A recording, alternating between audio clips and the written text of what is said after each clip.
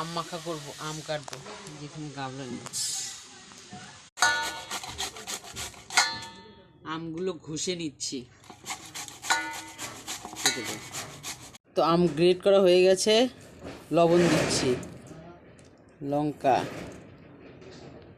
আর দিব কাসুন, চটকে নেবো, চটকে।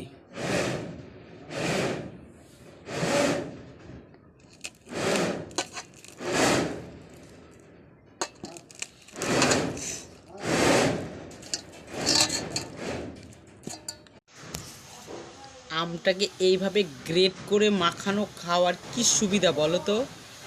দাঁত টক হয় না। এখানে করে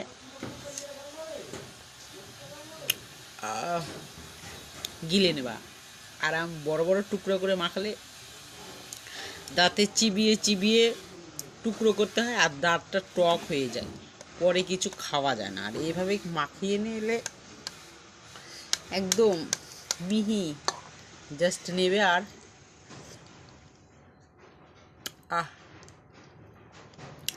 চলে গেল ঠিকানায়। দাঁত তো টক হলো না, মনও শান্তি, গরমের দেহও শান্তি। এভাবে আম মাখা ট্রাই করো।